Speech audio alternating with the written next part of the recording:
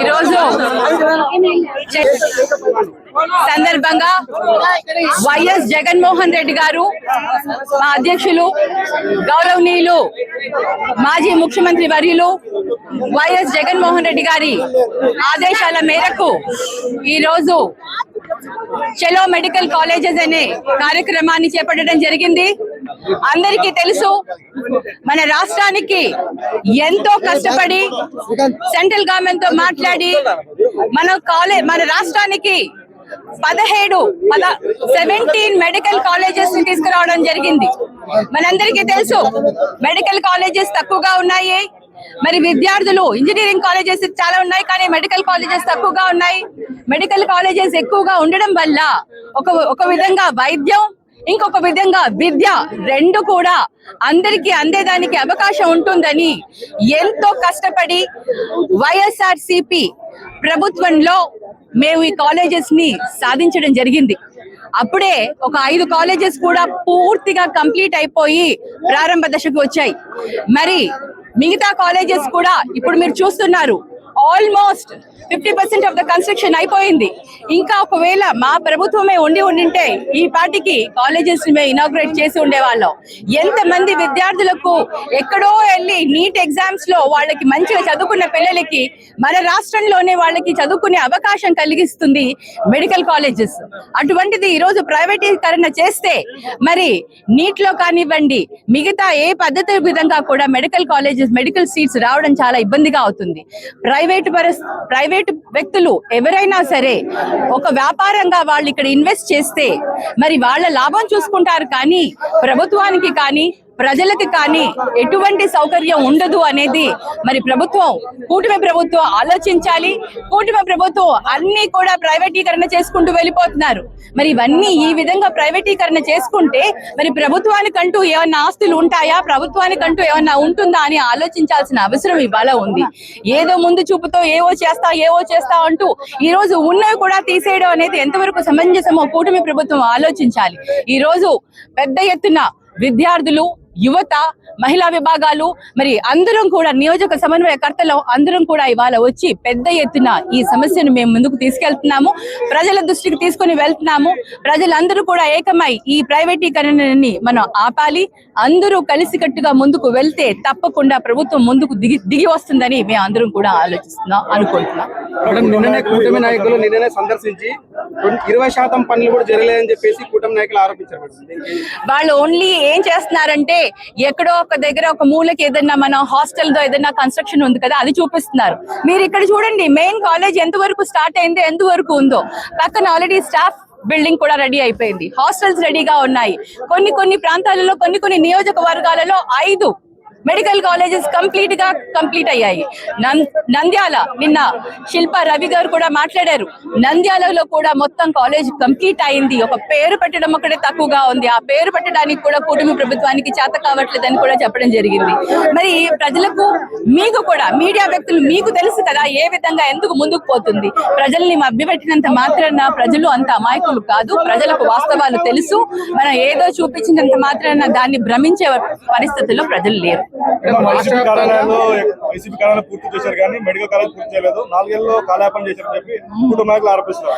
ఇది ఎప్పుడైతే శాంక్షన్ అయిందో అప్పటి నుంచి ఎంత ఫాస్ట్ గా పనులు అయ్యాయో మీకు తెలుసు. ఈ ఏదైతే సంవత్సరంన్నర ప్రభుత్వం మారిందో అప్పటి నుంచి ఎటువంటి పని కూడా జరగలేదు. వాళ్ళ ఉద్దేశం చాలా క్లియర్. కూటమి ప్రభుత్వాన్ని మొదటి నుంచి ప్రైవేటీకరణ చేయాలి, ప్రైవేటు వ్యక్తులకు అందించేయాలి అన్న ఆలోచనతో ఉన్నారు కాబట్టి ఎటువంటి పని చేయలేదు. అదే కనుక అయి ఉంటే ఈ పార్టీకి ఎప్పుడో కంప్లీట్ అయి ఉండేది. ఎప్పుడైనా ఏదైనా పని మొదలు పెట్టినప్పుడు కన్స్ట్రక్షన్ అనేది కొంచెం సమయం పడుతుంది. ఇది ఎప్పుడు శాంక్షన్ అయింది ఒకసారి ఆలోచించండి. శాంక్షన్ అయిన వెంటనే ఇమ్మీడియట్ గా పనులు మొదలు పెట్టడం జరిగింది. మీకు 5 కాలేజీలు పూర్తి అయ్యాయా లేదా అన్న దానికి సమాధానం చెప్పండి. కరోనా 2 సంవత్సరాలు కరోనా వచ్చినా కూడా ఎటువంటి పరిస్థితుల్లో, అంటే మా పరిపాలన ఓన్లీ 3 సంవత్సరాలు మేము చేసింది, 3 సంవత్సరాలలో ఎటువంటి అభివృద్ధి జరిగింది, సంక్షేమ పథకాలు ఎంత బాగా అయ్యాయి, ఇవన్నీ ఒకసారి ఆలోచించండి. పోర్ట్స్ తీసుకురావడం జరిగింది, కాలేజెస్ ని తీసుకొచ్చారు. ప్రతి ఒక్క సంక్షేమ పథకాన్ని అమలు పరిచి పేదరికాన్ని నిర్మూలన కోసం పాటుపడ్డారు. ప్రతి ఒక్క పేదరిక నియోజకవర్గంలో ఉన్న ప్రతి ఒక్కరు కూడా ఎంత సంతోషంగా వాళ్ళు గడిపారు ఈ 5 సంవత్సరాలు అనేది ఒకసారి ఆలోచించాలి. మాటలు ఎన్నన్నా చెప్పొచ్చు, వాస్తవాలను ఎవరు కూడా దాయలేరు. అది తెలుసుకొని కూటమి ప్రభుత్వం ప్రవర్తించాలి. మేడం, రాష్ట్ర వ్యాప్తంగా 17 కాలేజీలపై 5,000 కోట్లు అప్పు తెచ్చి 1,400 కోట్లు మాత్రమే ఖర్చు పెట్టారని చెప్పేసి కూటమి నాయకులు చెప్తున్నారు. మేడం, ఏం చెప్తారు? వాళ్ళన్నీ కూడా అవాస్తవాలు, ప్రజలని మభ్యపెట్టే విధంగా అన్ని రకాలుగా అన్ని అవాస్తవాలని వాళ్ళు తీసుకొని వస్తున్నారు. మీరు చూసి ఉంటారు, మీడియా వాళ్ళ సొంత మీడియా ఏదైతే ఉందో వాళ్ళని ఆధారంగా చేసుకొని ఒక్కొక్క దగ్గర అనంతపూర్లో చూసి ఉంటారు. ఎంత కన్స్ట్రక్షన్ అయిన దాన్ని వాళ్ళ మీడియాలో మటుకు ఓన్లీ కొద్దిగా ఓన్లీ పునాదులు లేపిన ఒక ప్రాంతాన్ని మతికే చూపించడం.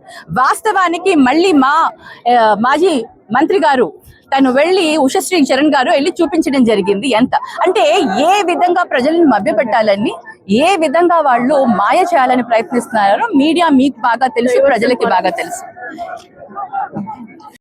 ప్రభుత్వం ఒక విషయం చిమ్ముతుంది.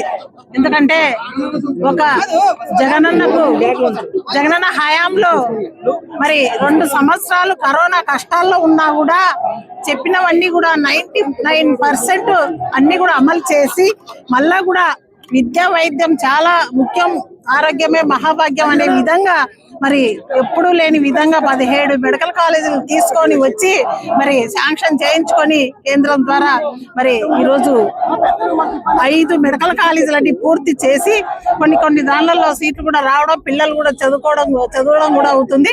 మరి మిగతా కాలేజీలన్నీ 1/2 సంవత్సరానికి పూర్తి చేయాలని చెప్పేసి పూర్తి చేసుకుంటూ వచ్చే తరుణంలో మరి దురదృష్టవశాత్తు ఈ కూటమి ప్రభుత్వం ఏర్పడడం, ఎక్కడా కూడా డెవలప్ చేయకుండా కాలేజీలని అన్ని కూడా ప్రైవేట్ పరం చేయడం చాలా దుర్మార్గమైన పని అది.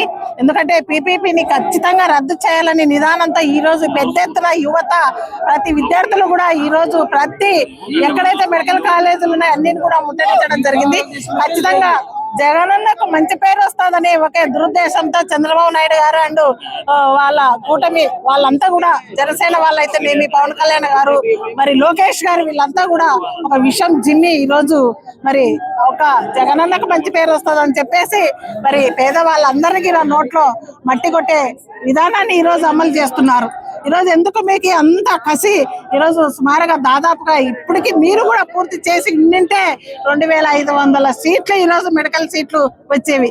ఏ కన్న తల్లిదండ్రులైనా మరి పిల్లల బాగోగులు కోరుకుంటారు. ఈరోజు నా బిడ్డ కూడా డాక్టర్, మరి MBBS PG కూడా ఫ్రీ వచ్చిందంటే ఆ రోజు నేను ఎంత సంతోషించానో ఈ రోజు మీ ద్వారా ప్రతి తల్లి కూడా అలాగే నా బిడ్డలు డాక్టర్ కావాలి, మా పిల్లలు ఇంజనీర్ కావాలనే కోరిక ఉంటుంది. ఆ కోరికను లోపలే గొంతులోనే నొక్కుతున్నాడు ఈ చంద్రబాబు నాయుడు గారి వలన.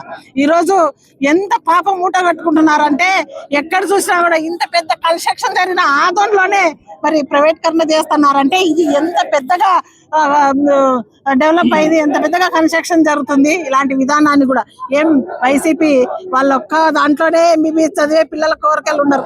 వైసీపీ వాళ్ళలోనే యువత ఉండరు, టీడీపీలో ఉంటారు, జనసేనలో ఉంటారు, సిపిఐలో ఉంటారు, సిపిఎంలో ఉంటారు. ప్రతి దానిలో కూడా విద్యార్థులు ఉంటారు. అందరి తరఫున మేము కూడా పోరాటం చేస్తున్నది. ఏమన్నా జగనన్న పిల్లలు చదువుతారని జగనన్నకి ఏమన్నా పక్షపాతం ఉందా?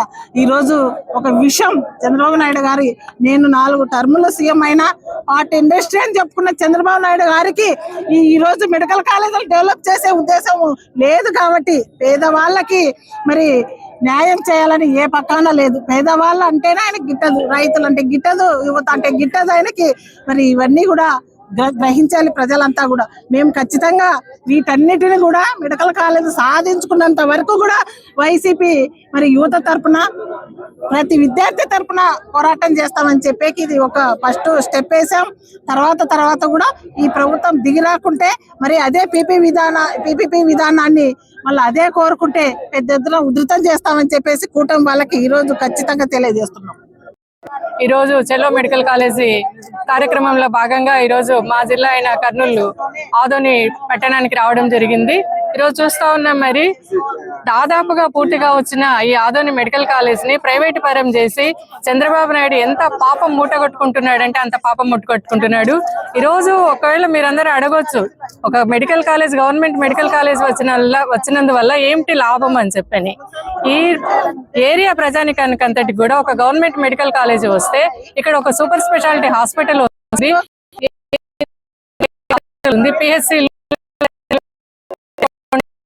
అన్ని డెవలప్ అవుతాయి. దానివల్ల లోకల్ గా నీకు ప్రత్యక్షంగా కానీ పరోక్షంగా కానీ కొన్ని వేల మందికి ఉపాధి అవకాశాలు దొరుకుతాయి. అంతేకాకుండా ఇప్పుడు మనం చూస్తా ఉన్నాం, మన పిల్లలను ప్రతి ఒక్కరు వాళ్ళ పిల్లలు డాక్టర్లు కావాలంటే ఎక్కడికో వేరే విదేశాలకు పంపిస్తా ఉన్నారు. రష్యా కానీ, ఉజ్బెకిస్తాన్ కానీ, ఈ చెకోస్లోవేకియా ఇవన్నీ కంట్రీస్ కు పంపించి, ఎందుకంటే అక్కడ తక్కువ ఫీజుల్లో చదువుకుంటారు, మా పిల్లలు కూడా డాక్టర్ కావాలన్న ఉద్దేశాలతో పంపిస్తా ఉన్నారు.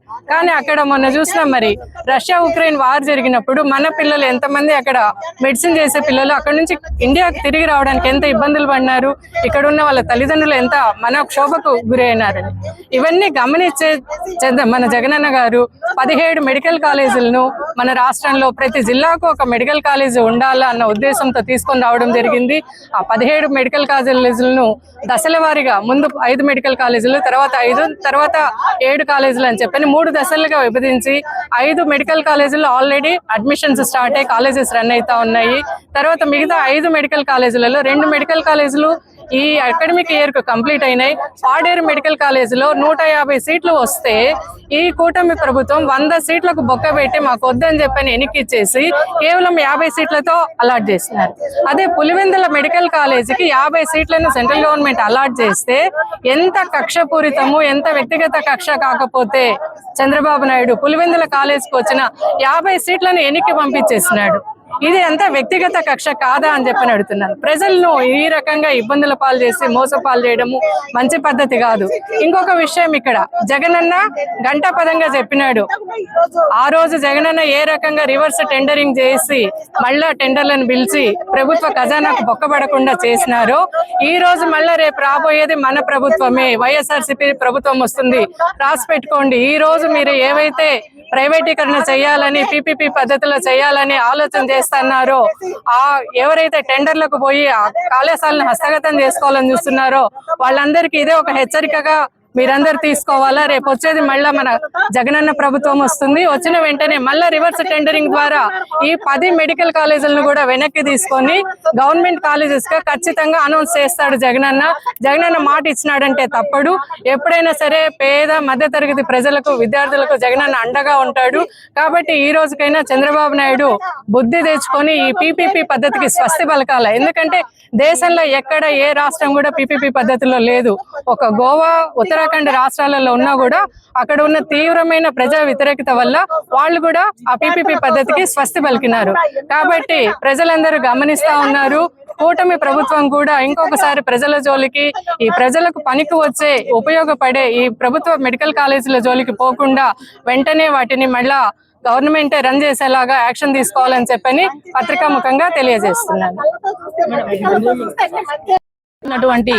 చెలో మెడికల్ కాలేజ్ మరి సాయి ప్రసాద్ రెడ్డి అన్న ఆధ్వర్యంలో, అదే విధంగా విజయ్ మనోహర్ అక్క ఆధ్వర్యంలో, అదే విధంగా మరి శ్రీదేవి అక్క గారు, అదే విధంగా బుట్టా రేణుక గారు, అదే విధంగా మరి ఈ మున్సిపల్ చైర్మన్ అందరూ ఇక్కడ వచ్చినటువంటి ప్రతి కార్యకర్త, జెడ్పీటీసీలు, ఎంపీటీసీలు, కౌన్సిలర్లు, మరి మున్సిపల్ అధ్యక్షులు అందరికీ మరి అందరి ఆధ్వర్యంలో ఈ జరుగుతున్నటువంటి ఈ గవర్నమెంట్ విరోధంగా పీపీపీ పద్ధతి ఏమైతే ఉంది కదా దాని విరోధంగా ఈ రోజు పెద్ద ఎత్తున విద్యార్థులు అందరూ ఈ రోజు పాల్గొనడం జరిగింది. ఎందుకంటే బీద, బడుగు, బలహీన వర్గాలకు ఇది ఎంతో మంచి జరిగే పని కాబట్టి ప్రతి ఒక్కరు ఈ రోజు 14 ఏండ్లు మరి సీఎం గా ఉన్నప్పుడు ఆయన సీఎం కి ఎందుకు ఈ ఆలోచన రాలేదని అడుగుతున్నాము. అదే విధంగా 40 ఇయర్స్ ఇండస్ట్రీ అని అంటారు. మరి 40 ఇయర్స్ ఇండస్ట్రీలో ఎందుకు ఒక మెడికల్ కాలేజ్ తీసుకురావాలనే ఆలోచన ఎందుకు రాలేదు?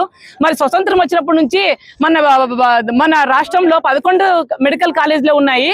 మరి ఇప్పుడు జగనన్న ప్రభుత్వం ఉండింది 5 సంవత్సరాలు. 5 సంవత్సరాలు 2 ఏళ్లు కరోనా వచ్చింది. ఆ కరోనాలోనే ఆయన సంకల్పం చేసుకున్నారు, నేను ఖచ్చితంగా మెడికల్ కాలేజ్ తీసుకురావాలా. ఎందుకంటే ఆక్సిజన్ లేక ఎంతో మంది చనిపోవడం జరిగింది. కరోనాకి దెబ్బకి ప్రతి ఒక్కరూ పిట్టల్లా రాలిపోయారు. దానిగా ఇన్స్పైర్ తీసుకొని జగనన్న ఖచ్చితంగా మెడికల్ కాలేజీలు మా రాష్ట్రానికి రావాలని చెప్పేసి 17 మెడికల్ కాలేజీలు ఏకదాటిగా తీసుకురావడం జరిగింది.